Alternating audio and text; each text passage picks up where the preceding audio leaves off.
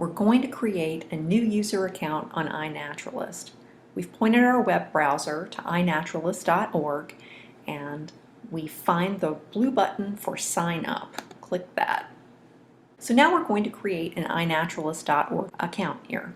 So we can create a login username. You might want to actually have a username that identifies you by first and last name. You don't have to do this. It can be anything you want as long as someone else doesn't already have this login in the system. But I'll use this, and then the email that you want associated with this account, and then the password for the account. And you confirm that password. Check your time zone to make sure it's the one that you're in. And now let's take a moment and read the fine print here. So we have, by default, checked yes, license my photos and observations so scientists can use my data. So this is the best license for sharing with researchers, so a Creative Commons Attribution Non-Commercial license. Now, if you're not really familiar with this, I'll explain this a bit later, but if you do want to share your information with citizen science projects or even people you don't know to allow them to use that data for secondary data analysis for conservation projects, you want to leave this checked, but you can deselect it if you want to. Over here to the left it says, or you can sign in with Facebook, Twitter, Flickr, Google, or Yahoo. You may have one or more accounts with these services and you can sign in with them later, but right now let's just stick to creating an iNaturalist account because just trust me, it's going to save you trouble. Won't get into the details. So go ahead and click sign up. And now your account is created and you're welcomed to iNaturalist.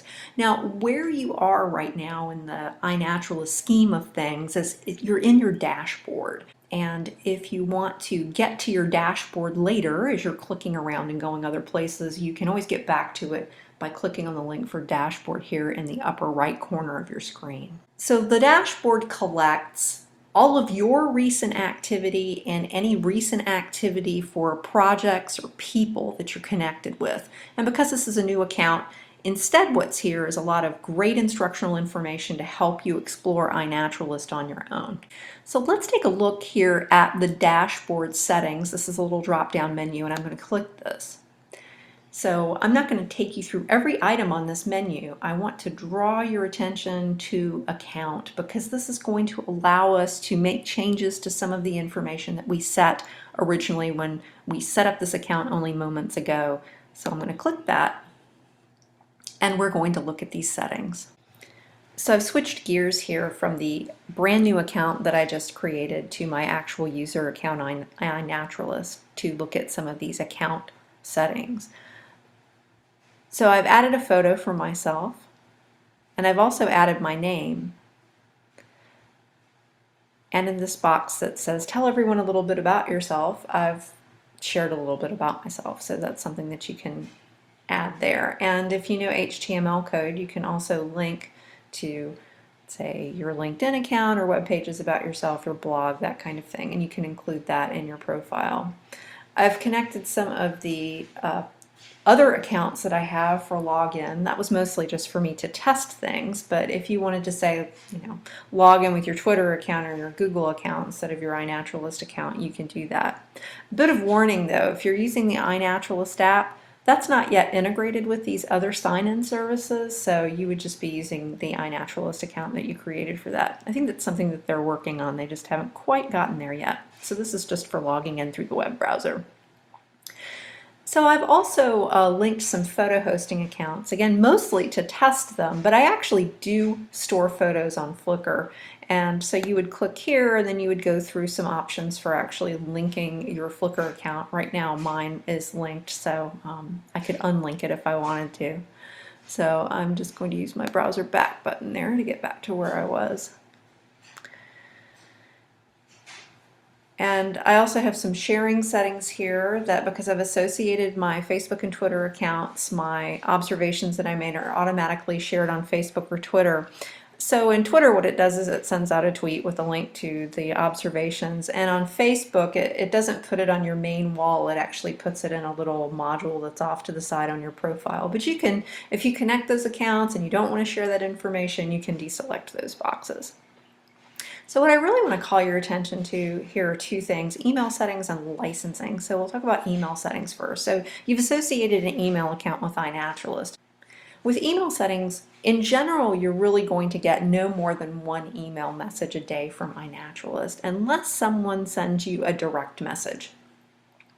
But if someone comments on an observation or makes an identification for one of your observations, or you get an invitation to a project, or someone who you follow on an iNaturalist, we haven't talked about following yet, but that's a connection that you make with another user. If they add observations, then you're going to get an email message in the wee hours of the morning that collects all of this information. So really it's just a little digest letting you know what's going on an iNaturalist related to your observations and the people you're following. So in general, you're not going to get spammed, so it's a good thing to leave these on because it keeps you connected with the activity that's going on iNaturalist. But you do have an option here that if you're feeling spammed, you could say, hey, don't send me an email. You could check that. Okay, so then there's licensing. So that checkbox where we were agreeing to share our photos and observations with scientists and other people on iNaturalist.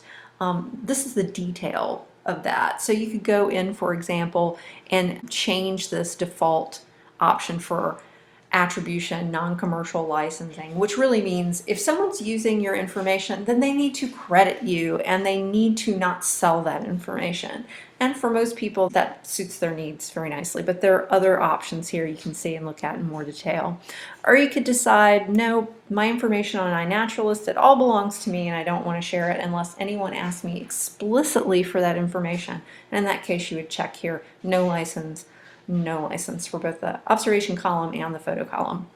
But let's say you add some observations to iNaturalist, you have one license, and then you decide you want to make a change. Well, the observations that you added earlier are going to retain that earlier license. So if you want those to have the new license, then you're going to need to check these check boxes to update all of your observations and all of your photos with that license change that you just made. So if you've made any changes here, go ahead and click Save, and otherwise we have finished with looking at setting up an iNaturalist account and a lot of the intricacies of making settings to your account.